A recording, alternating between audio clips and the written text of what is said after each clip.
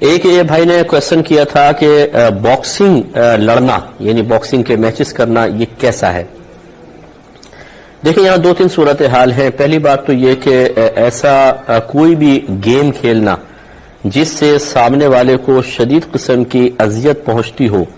اور خصوصاً چہرے پر مارنا لازم آتا ہو، ایسا کھیل ہماری شریعت نے منع کیا ہے. نبی کریم صلی اللہ علیہ وسلم نے جانور کے چہرے پر مارنے سے بھی منع کیا ہے، کیونکہ اس سے چہرے کے نقوش بگڑتے ہیں، اور چہرہ ایک ایسا حصہ ہوتا ہے، جسم کا ایک ایسا حصہ ہے کہ جس پہ سب سے پہلے نگاہ پڑتی ہے اور انسان اسی کے ذریعے دوسروں کی طرف متوجہ ہوتا ہے. اس میں اگر کوئی بگاڑ پیدا ہو جائے تو خرابیاں زیادہ ہوتی ہیں. پھر دماغی چوٹ بعض اوقات موت تک کا سبب بن سکتی ہے، اور خصوصاً ہمارے ملک میں کہ جبکہ اتنی زیادہ نہ غذائیں اچھی ہیں اور نہ طبی سہولیات میسر ہیں، اس میں بیچارہ کسی کے پنچ وغیرہ پڑ گیا تو وہ تو بالکل ہی دنیا دار فانی سے کوچ کر جائے گا. تو خلاصہ کلام یہ ہے کہ باکسنگ مناسب نہیں ہے، اس کے میچز کرنا مناسب نہیں ہے. ہاں اگر اس طرح کچھ اپنے چہرے کو کور کر کے، جیسے وہ ایک پہن لیتے ہیں ہیلمٹ ٹائپ کا جس سے ذرا تھوڑا چاروں طرف سے چہرہ بالکل ڈھک جاتا ہے، اور پھر کوئی باکسنگ کر رہے ہیں اور مقصود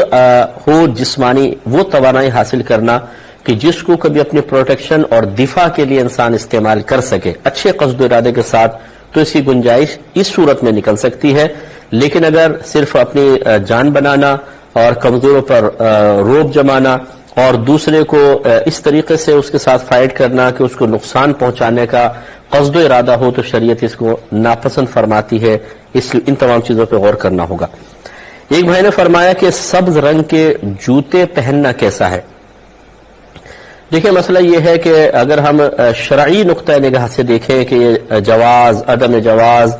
دلیل موجود ہے یا نہیں ہے، اس صورت سے اگر ہم اس جہت سے دیکھیں تو بالکل اس کا جواز نکلتا ہے کہ کسی بھی رنگ کی ممانعت قرآن یا حدیث نے نہیں فرمائی، لہذا سبز رنگ کے جوتے پہننا بھی شرعاً جائز ہے. اور اگر محبت اور عقیدت کی جہت سے دیکھیں تو چونکہ نبی کریم صلی اللہ علیہ وسلم کے گنبد مبارکہ کا رنگ گنبد مبارک کا رنگ سبز ہے، تو اس وجہ سے اگر کوئی اس رنگ کا ادب اور احترام کرتے ہوئے سبز جوتے نہ پہنے تو یہ اس کی ایک پیار اور محبت کی ایک علامت قرار دی جا سکتی ہے، اور اس میں کوئی حرج بھی نہیں ہے، کیونکہ سبز جوتے پہننا کوئی فرض واجب تو ہے نہیں، اور نبی کریم صلی اللہ علیہ وسلم کے رنگ سے بھی اس کو نسبت ہے، اس لیے اس میں احتیاط کر لیں. تیسری ایک صورت ہے کہ جو شدت والی صورت ہے کہ کوئی یہ کہے کہ میں تو سبز ضرور پہنوں گا تاکہ دوسرے کو تکلیف پہنچے، یہ بھی غلط ہے. اور یہ اس طرح اپنے عشق اور محبت کا اظہار کرنا کہ جو سبز جوتا پہن لے اس پر طنز کرنا، اسے عشق سے خالی قرار دینا، اس کے بارے میں گمان کرنا کہ یہ بالکل نبی کریم صلی اللہ علیہ وسلم سے محبت نہیں رکھتا، یہ بھی بالکل غلط ہے. یہ شدت بھی شریعت کو شدید ناپسند ہے. دیکھیں جس طریقے سے سبز گنبد کا ادب اور احترام ہے، ایسے کعبۃ اللہ کا بھی ہے. تو کعبۃ اللہ کے غلاف سیاہ ہے تو اس کا مطلب سیاہ جوتے نہ پہنے جائیں، لیکن اکثر لوگ سیاہ جوتے پہنتے ہیں. تو ایک طرف تو ادب و احترام کا یہ معاملہ ہو کہ سبز رنگ بالکل یوز نہیں کرنا، اور دوسری طرف کالے رنگ استعمال کر کے اگر آپ کے نزدیک یہ توہین ہے تو کعبۃ اللہ کی توہین کا ارتکاب کرنا یہ کیسے صحیح ہو سکتا ہے؟ پھر انسان کبھی گھاس پہ بھی چلتا ہے، پھر سبز پتے وغیرہ پڑے ہوتے ہیں ان پہ چلتے ہیں، اس پہ بھی احتیاط کرنی ہوگی. پھر سبزی کھانے کا کیا حکم ہوگا کہ سبزی کھا کے انسان اس کو پیٹ میں لے کے جاتا ہے اور پھر وہی سبز رنگ غلاظت میں تبدیل ہو کے جسم سے باہر نکلے، تو ایسا کرنے والے کے بارے میں شرعی حکم کیا ہوگا؟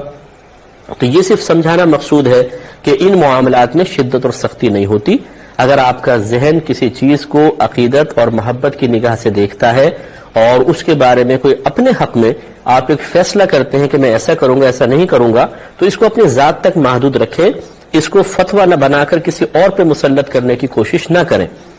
دیکھیں امام مالک رضی اللہ تعالی عنہ مدینہ منورہ میں جوتے نہیں پہنتے تھے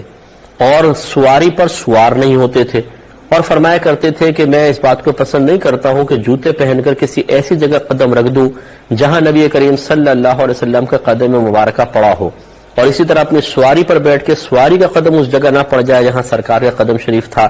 لہذا آپ برہنہ پا رہا کرتے تھے، حتیٰ کہ اگر آپ قضاء حاجت کے لیے تشریف لے جاتے تو مدینے سے باہر جاتے تھے. یہ دیکھیں ان کا اپنا ایک ادب تھا، اپنی ایک محبت کا انداز تھا. لیکن کہیں پر بھی یہ ثابت نہیں کہ امام مالک رضی اللہ تعالی عنہ نے کسی اور پر طنز کیا ہو. اگر کسی نے جوتے پہن لیے تھے، کوئی اگر قضاء حاجت مدینہ منورہ کے اندر کسی جگہ کر رہا تھا، تو آپ سے کہیں یہ ثابت نہیں کہ آپ نے اس کو بے ادبی قرار دے کر اور اس پہ طنز کیے ہوں. تو اس طرح کی جو انفرادی سوچ کے حامل افراد ہوتے ہیں اور اس منفرد سوچ کو بنیاد بنا کر کوئی الگ طرز عمل اختیار کرتے ہیں، اس کی شریعت نے اجازت تو دی ہے، لیکن اسی صورت میں کہ جب آپ اسے ایک فتوے کسی صورت میں کسی اور پہ مسلط نہ کریں، اسے عزت اور زوال عزت کا ذریعہ اور سبب نہ بنائیں، اور اسی طریقے سے اس کو کسی کے سامنے بیان کر کے کسی اور کے لیے توہین اور تحقیر کا پہلو نہ نکالیں، تو پھر اپنی مطلب ذات تک آپ محدود رکھ سکتے ہیں. امید ہے کہ آپ کو بات سمجھ میں آ گئی ہوگی.